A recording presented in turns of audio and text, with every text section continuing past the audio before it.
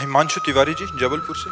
वल्लभ श्री हरिवंश। श्री हरिवंश महाराज जी, राधे राधे। आपके चरणों में कोटि कोटि प्रणाम। महाराज जी, आपने एक बार बतलाया था कि विशेष लक्ष्य की प्राप्ति के लिए विशेष साधना करनी पड़ती है। जिस तरह से श्री जी की प्राप्ति के लिए उनका नाम जप, अष्टयाम सेवा, वाणी जी आदि की आवश्यकता होती है, उसी तरह भगवान शिव की भक्ति और कृपा की किस तरह की साधना करनी पड़ती है महाराज जी?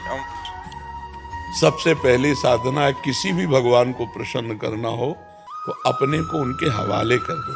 इसे शरणागति कहते हैं। जैसे भगवान शंकर मन वचन कर्म से, हे शिव मैं आपका हूं। सबसे पहली जरूरत है अपने आप। शिव को ये सांसारिक वस्तुएं नहीं चाहिए। लोग भगवान को क्या समझ रहे हैं? अरे अनंत ब्रह्मांड जिनके एक संकल्प में प्रकट हो गए, उन भगवान के बच्चे तुम हो यार। तुम्हारे पास जो कुछ है सब उनका दिया हुआ है, तो उनको क्या दोगे? तो फिर हम भगवान की सेवा कैसे करें? सब कुछ उनका दिया हुआ। जैसे एक पिता अपने 4 पुत्रों को सेव लाया और एक एक दे दिया। अब उनमें से एक बालक दौड़ के आया और अपने पिता के मुख में पवाने लगा। पिता ही लाया है, बालक को पाने के लिए दिया है, लेकिन उसने पहले नहीं पाया अपने पिता क्या करेगा? गोद में उठा लेगा और दुलार करके उससे सेव लेगा और अपने हाथ से उसको पवाएगा। यही तो मेरे भगवान करते हैं। जब कोई भक्त भोग लगाता है तो थाल वापस आती है, लेकिन वो बहुत बड़ी सेवा बन गई। तो दियम वस्तु गोविंदम तुभ्यमेव समर्पये। आपकी दी हुई वस्तु आपको समर्पित है। तो सबसे पहले भगवान को प्रसन्न करने के लिए अपना सब कुछ दे, लेकिन धोखेबाजी से नहीं। जैसे आरती में गाया जाता है ना, तन मन धन सब प्रभु आपका। क्या इस पे खरे उतरते हैं हम लोग? बेईमानी है। हम क्या ये मानते हैं सब कुछ भगवान का है? अगर मानते हैं तो चाहे वो रख ले हमारे पास तो जय जय, और सब ले जाएं तो जय जय। हमें बुरा नहीं लगेगा, क्योंकि हमारी वस्तु तुम्हारे पास धरोहर के रूप में रखी, हम ले लेते थे, तुम्हें क्यों बुरा लगेगा? लेकिन नहीं, हमें बुरा लगता है। हम लोग केवल जबान से कहते तन मन धन सब तेरा, हम खरे नहीं उतरते। अगर खरे उतर जाए तो केवल कहने मात्र से भगवान की प्राप्ति हो जाएगी, क्योंकि भगवान आपको दिए यार। भगवान को कुछ लक्ष्मी जी चरण दाती रहती है, लक्ष्मी जी की तरफ नहीं हेरते, वैसे अपने आनंद में मगन रहते। हमारे भगवान की माया में एक पहाड़ है जिसका नाम सुमेर पर्वत है। 4 लाख योजन का है। 4 लाख योजन, 1 योजन माने 4 कोस, 1 कोस माने 3 किलोमीटर। 4 लाख योजन का सोने का पहाड़। उनको तुम किलो 2 किलो का मुकुट चढ़ा दिए तो कोई बहुत बड़ी बात कर दी है। जिनके एक संकल्प से अनंत ब्रह्मांड सृजित हुए, उनके हम हो जाएं, यही सबसे बड़ी आराधना। और भगवान शिव तो यार बहुत मस्त भगवान है।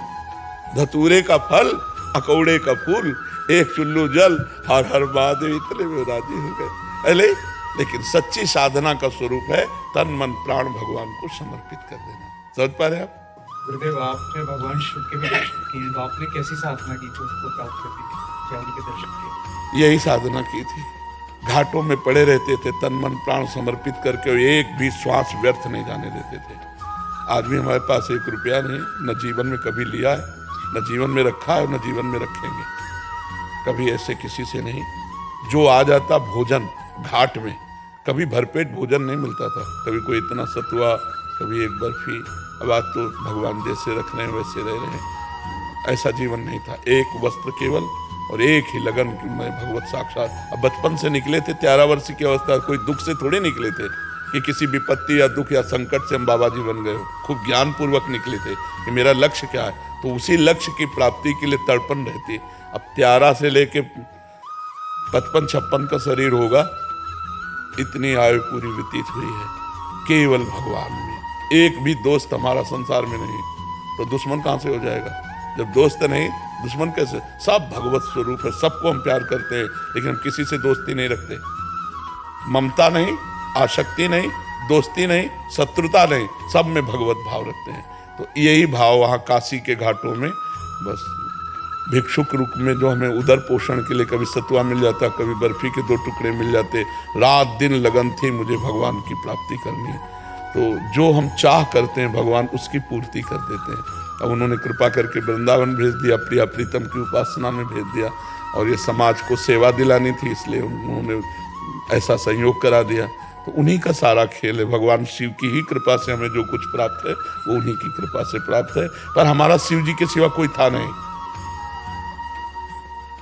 कभी किसी आश्रम नहीं गए, कभी किसी मठ मंदिर में नहीं सोए, घाटों में पड़ के सोना और व्याकुल होकर रोना। कैसे प्रभु मिलोगे आप, कैसे मिलोगे? बस हमें तो कुछ पता नहीं, आप कैसे मिलोगे। तो वो जब कोई दैन्य होकर के भगवान के लिए निर्जन स्थान पर सेवन करते हुए रोता है तो ये पुकार भगवान को जाती, भाव बिन सुनी पुकारे मैं कभी सुनता नहीं, और भाव पूरित टेर ही करती मुझे लाचार है। भगवान भाव से बस में हो जाते। ये वस्तु ये सब पदार्थ नहीं, केवल भाव चाहिए उनको। तुम भाव से उनको पुकारो, जरूर दर्शन देंगे। लेकिन कौन दर्शन चाहता है? ये सही में नहीं दर्शन चाहता। दर्शन चाहने की जब बात आती है ना बच्चा, तो जैसे कोई दिल को मसला करे, शायद इसको ही इश्क कहते हो।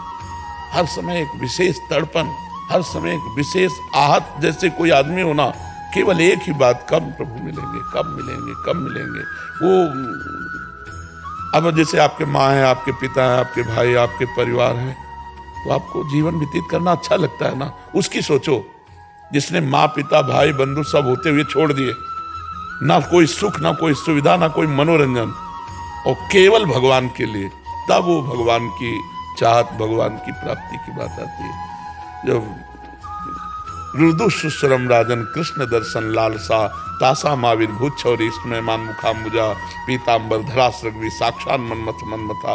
जब भगवान के लिए रोना आ जाए, विकलता आ जाए, कैसे मिलोगे? किसके पास जाऊं, किससे कहूं, कैसे आप मिलोगे?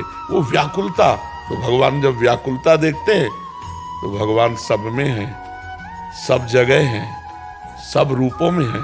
जिस रूप में चाहो उस रूप में भगवान का दर्शन कर लो। लेकिन दर्शन कौन भगवान का चाहता है? कौन चाहता है मैं तुम्हें देखना चाहता हूँ, मैं तुमसे प्यार करना चाहता हूँ? सारा जगत अपने सने संबंधियों से प्यार करता है, मैंने हर संबंध तोड़ा है केवल आपके प्यार के लिए। अब मुझे आपसे आंख लड़ानी दूसरे से नहीं, ऐसा कौन है? और जो है तो आंख लड़ गई है। ऐसा ले कि प्रभु ऐसे मिलते हो कि ध्यान में मिले, ऐसे देखा है जैसे तुम्हें देखा, ऐसे प्रभु को। ठीक 12 बजे दोपहर का समय, चिलचिलाती धूप, कोई एक बंदा भी नहीं, 80 घाटों में कोई एक बंदा भी नहीं, तपती हुई उसमें नंगे पैर, एक छोटा सा त्रिशूल हाथ में लिए, विशाल जटाएं, और जो स्वरूप देखते ही, अब जैसे प्यासे को पानी मिल जाए, भूखे को भोजन मिल जाए, ऐसे जिसकी ललक होती थी, ऐसे काशी में। पर जी आज आपको याद नहीं आती है? भोले बाबा की याद नहीं आती? जब भूले हो तो याद आए।